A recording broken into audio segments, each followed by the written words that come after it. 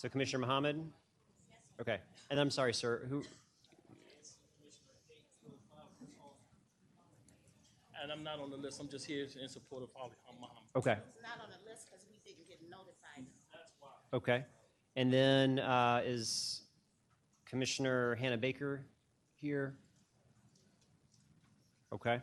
Andrea Powell, founder and executive director for Corona Rising.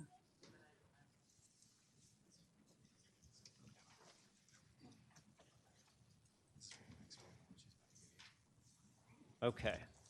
Thank you all very much. Commissioner Green, we'll begin with you, and we'll just move right on down the table.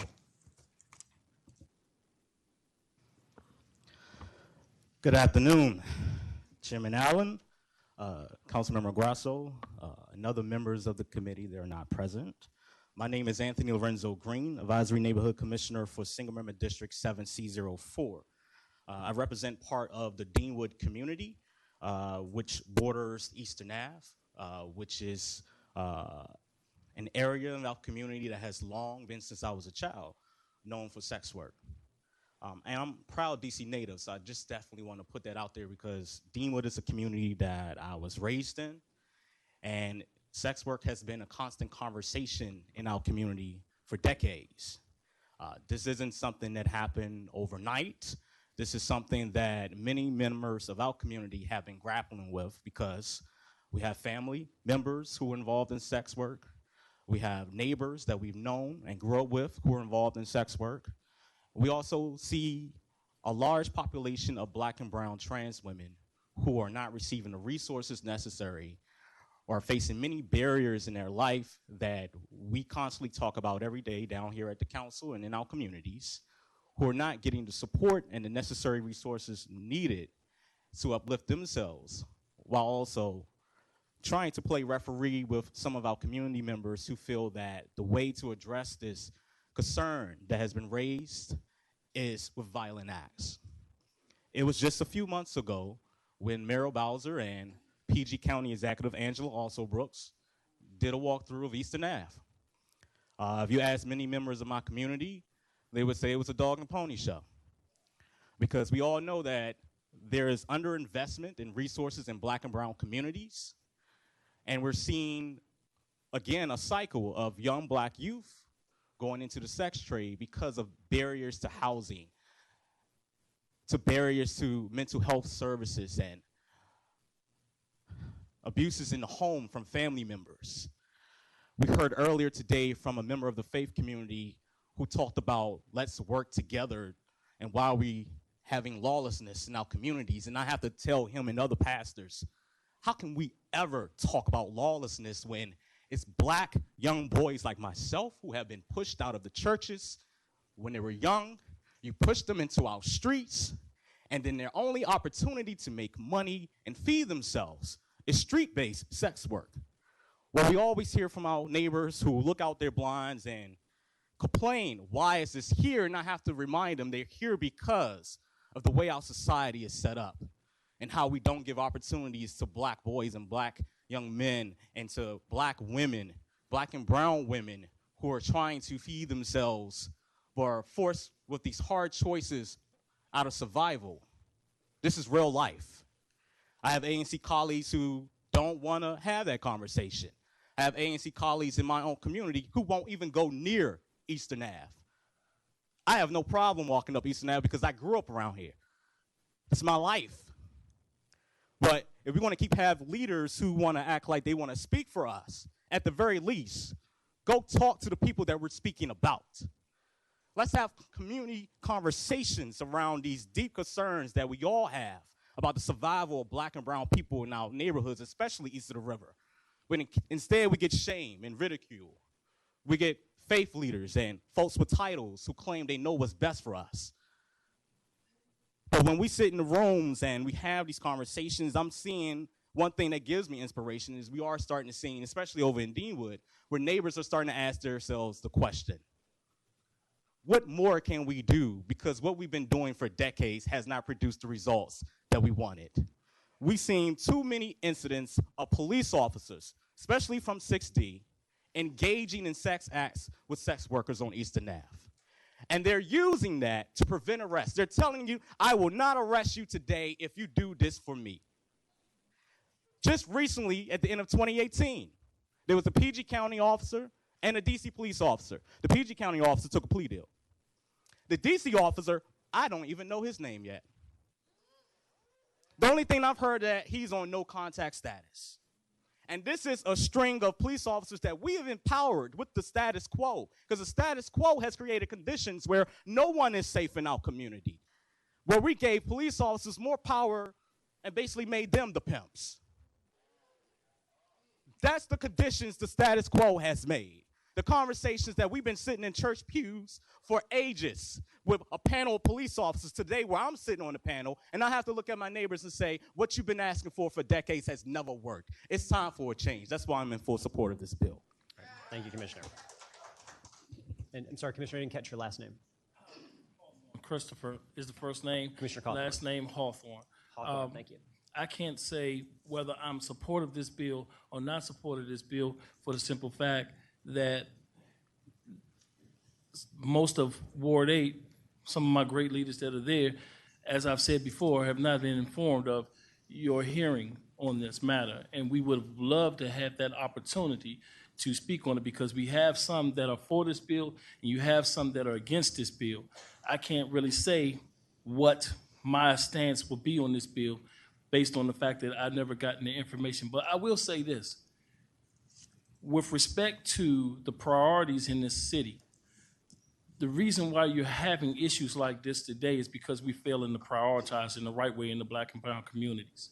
If you do not have real talks on education, Mr. Grosso, if you do not come to us and speak to us with respect to those issues, then a lot of the place of urgency that they get is going to places like this. And it's not something that we want our community to go through, because that's not what we've been taught as we were growing up. We come from a very good background of hardworking people within our family with true morals and true ethics.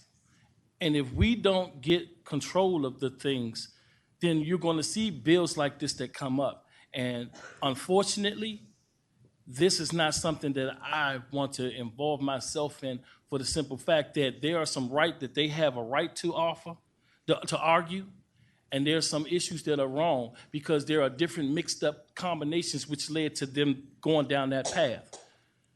But if the system constantly fails us, whether it be education, whether it be jobs, because that's basically, I mean, I've seen situations where employers have thrown some of our applications in the trash can based off of a zip code. This is what we face every day. These are African-American issues that we have in the city that we call the nation's capital, Washington, D.C. We're still having issues involving employment.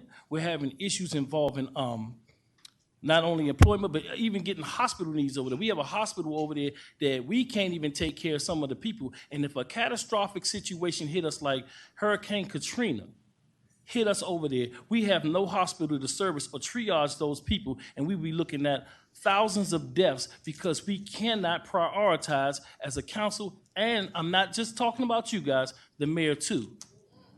We have a mayor who don't even come and meet with us. To sit there and say that we have a fair shot at it and come and beg to us when it's election time is almost a slap in the face to us.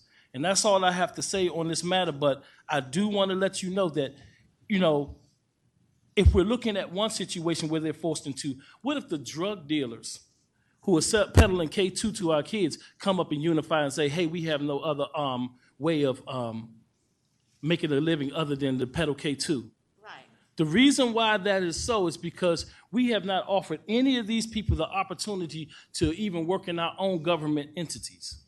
We didn't offer them anything. We didn't offer them anything on the education level. We didn't offer them on none of the levels to be competitive. So we left a whole city side out of the element of all the things. And so what we're getting is the backlash from some of the stuff, and they're asking to be, you know, given some type of to stop being arrested for some of the stuff. Some of the stuff is against the law. That's why we have these issues.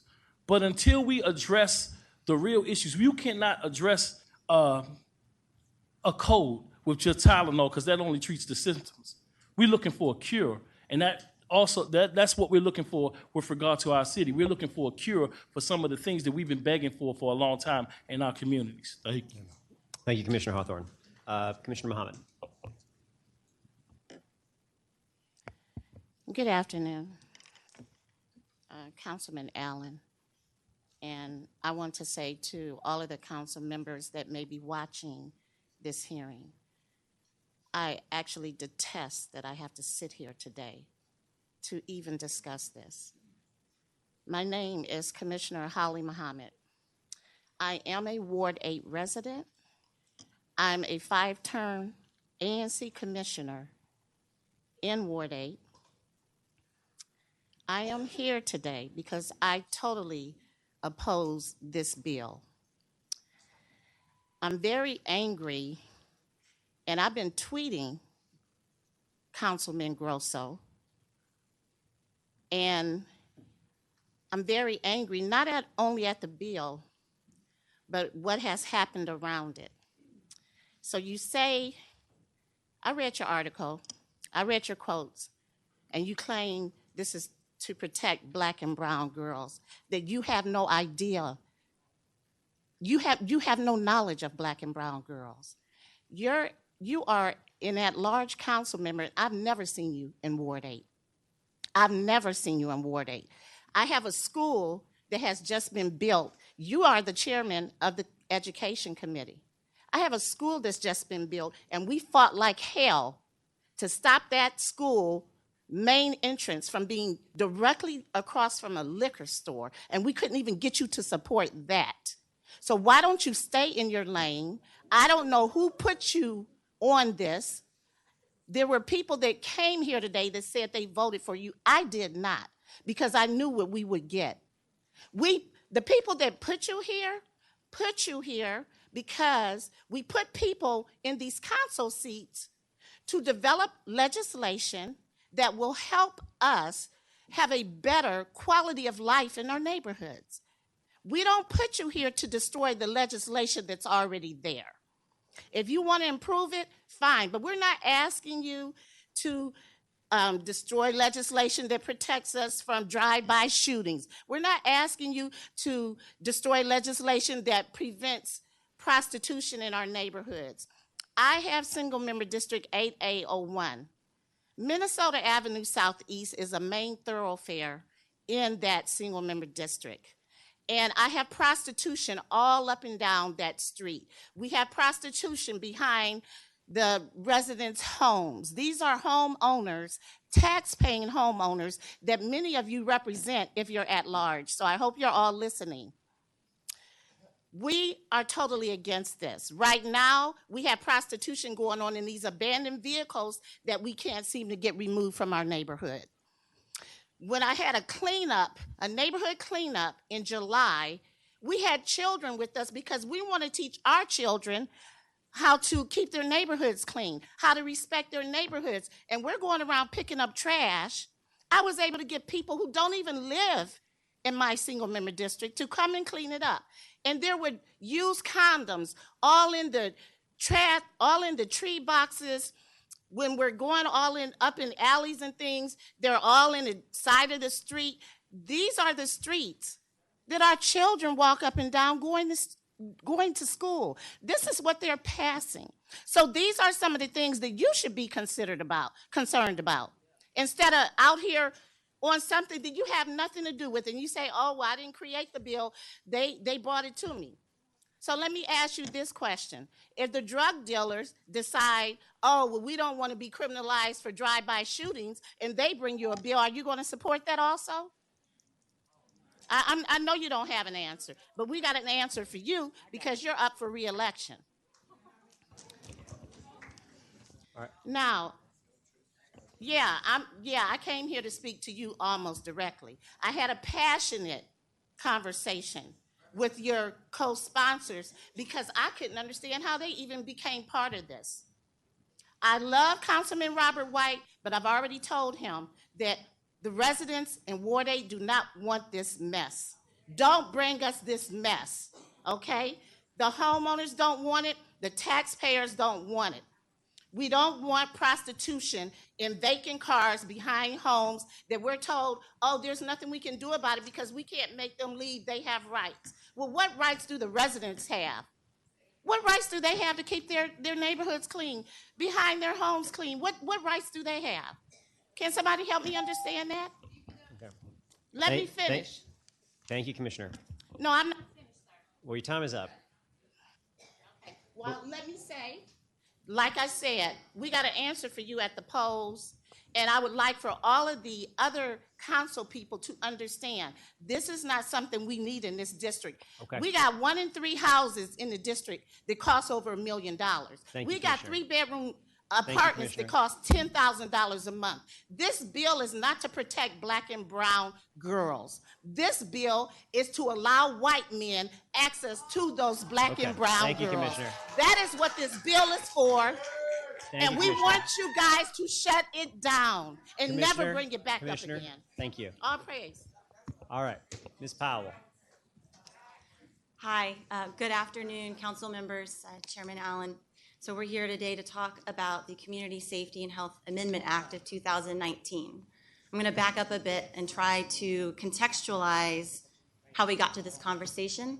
And I would like to start by saying that I got started in the... Excuse me, commissioners, can I please let Ms. Powell be able to provide her testimony, please? You don't have nothing to do with this. Thank you. Ms. Powell, please Yes, continue. sorry. I wanted to back up a bit and contextualize how I think we got to this conversation. And I do think that the conversation we're having today, while in some cases divisive and heated, is necessary, and it's time to have that conversation.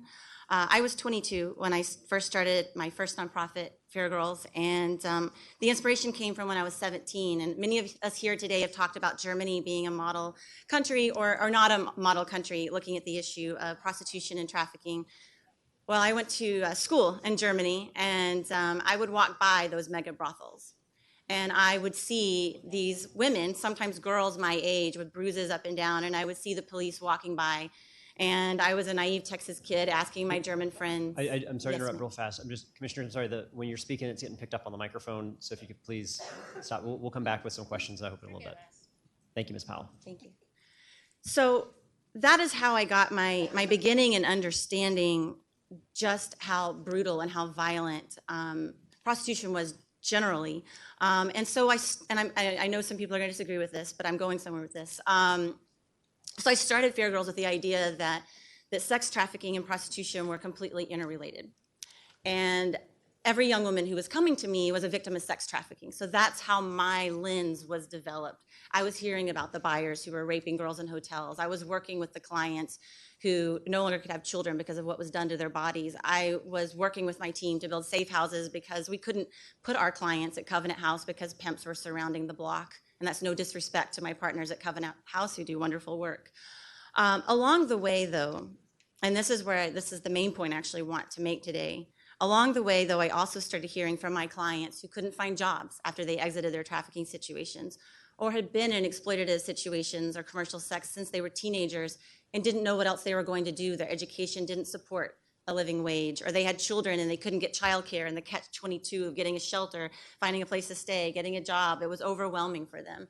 And so I started to hear these other narratives, not necessarily always of someone ending up in the sex trade through trafficking, but those who are ending up there through unfortunate and horrible circumstances. And it's weighed on my heart since then in trying to figure out, well, how do we actually address the issue of decriminalizing sex work or decriminalizing the sex trade, supporting survivors of sex trafficking, and really trying to find something that protects everyone? And the truth is, the honest answer after 15 years in this field is I still don't know the answer. I really don't. What I do know is when someone who is selling sex, be they consensual adult, be it someone who's in a trafficking situation, when they're arrested, it diminishes their capacity to exit the trade. It diminishes their capacity to lead a fulfilling life It puts fear in their hearts and their minds, and it's stigmatizing. It does nothing to help them. And most of my law enforcement colleagues I've worked with for several years through the DC Anti-Trafficking Task Force and other outlets agree with this.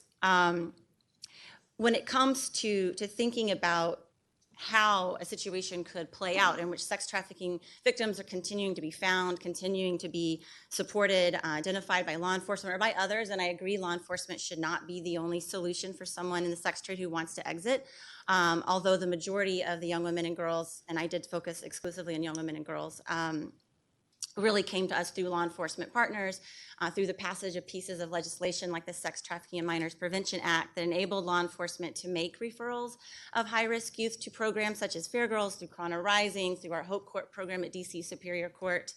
Ultimately, you know, we really need to take I wouldn't say a step back, but a step forward in thinking, okay, let's have that working group. Let's talk about solutions. Let's make sure that anyone in the sex trade knows that they can report safely to law enforcement without fear of arrest if they witness or experience a violent crime. San Francisco has a model policy that I've shared with some of you. It's viable, and it's something we could do quickly, and it's something we could do while we look at this bill and other options as we go forward to make this city safer for everyone in the sex trade. And even though I'm here today to represent the over 1,500 sex trafficking survivors I've worked with in my tenure, I recognize that they are not the only ones and the only voices and the only bodies who should be protected here today. All right, thank you all very much for your testimony. Just to kind of, Ms. Powell, just to follow up on one quick thing, because no, I appreciate it. I was going to actually say, because there's been a lot of conversation today so far also around survivors of trafficking.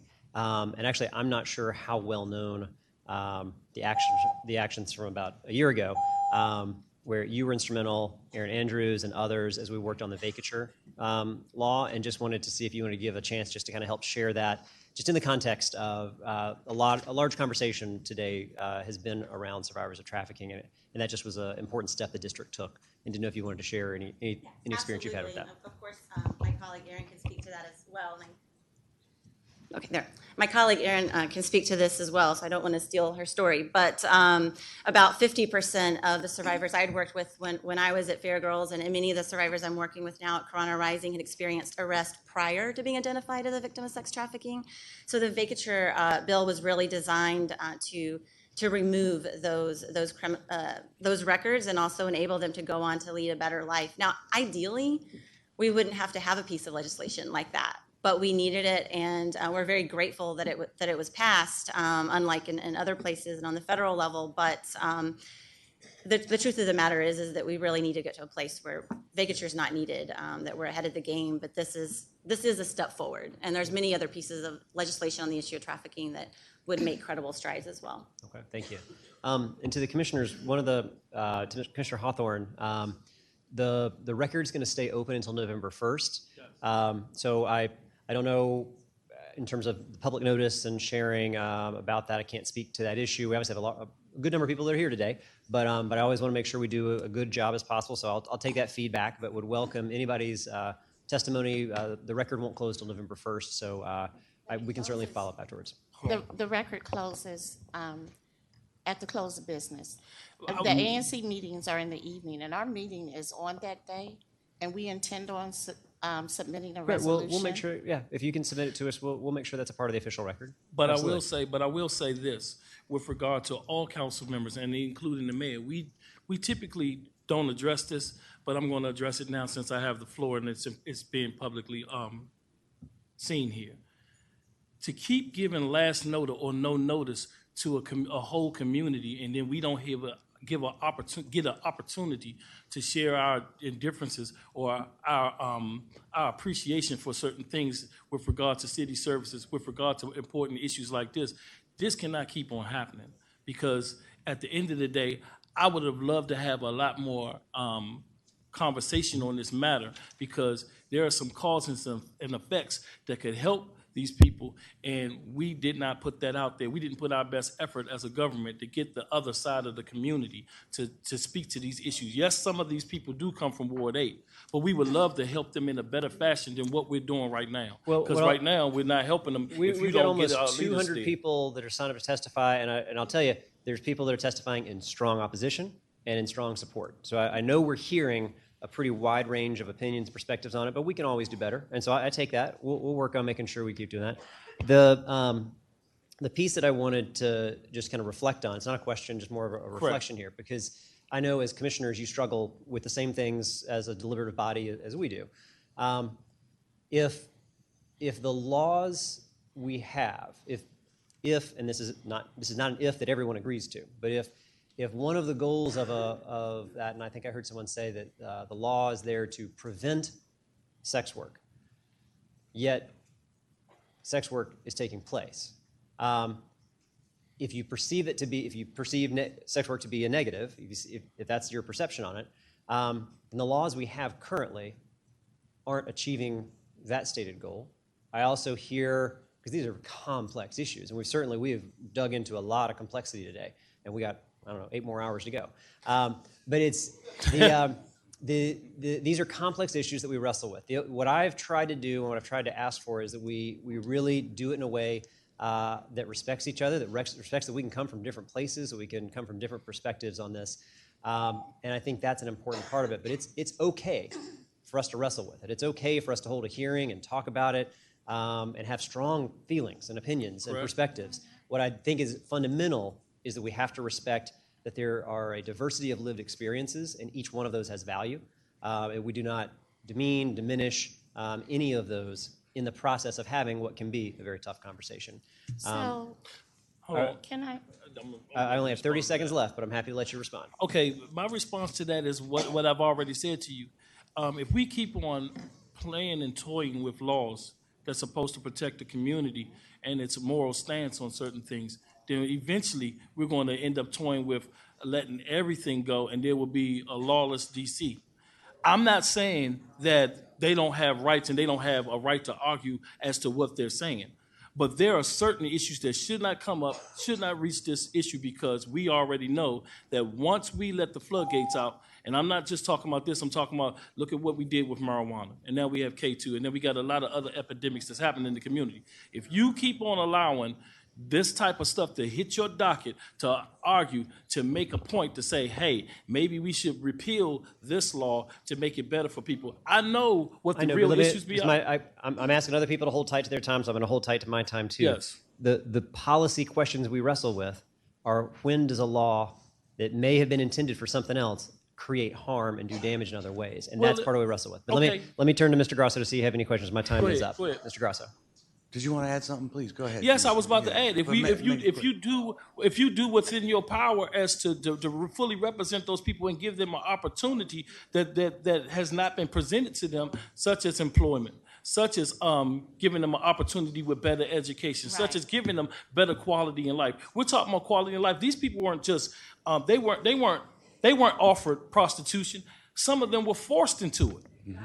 So if they were forced into it, it was because we didn't do what we were supposed to do. And this city has so we the have money. to take, and we got way more money than we had in the 80s when Barry was around. We got a lot of money. We got developers building dog parks here. Yeah. You got developers coming up here wanting to build hotels here. We got money to do a lot of things, but we can't seem to prioritize right when it comes to black and brown communities. Right. And that's the reason why they run into these places of refuge, which are in the opposite direction of what they really want to live, because they want to be important people. They want to be your doctors. They want to be your lawyers. They want to be these things. But if we keep failing to prioritize right and keep fundamentally flawing things, this is the outcome that we're going to constantly get. Well, let me just make a point real quick if I can. I think that's fair, and I don't think it's. I'm not going to argue that we don't do enough. We don't do enough, and we've been trying to increase funding for schools. We've been trying to increase funding. We've been working on fixing the hospital in Ward 8, which I think is. Focus on those areas. Let me speak, please.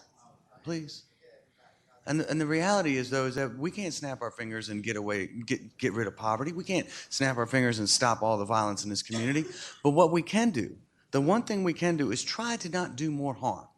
And what we've been doing with the criminalization of sex work in this city is putting more and more people behind the bars that don't deserve to be there. And ultimately, the problems that we have in our community have to have law. I'm not saying we don't have laws. Have to have law. But under the current everything regime, can't be legal. Councilman, may I say something? They've been Commissioner, talking. please.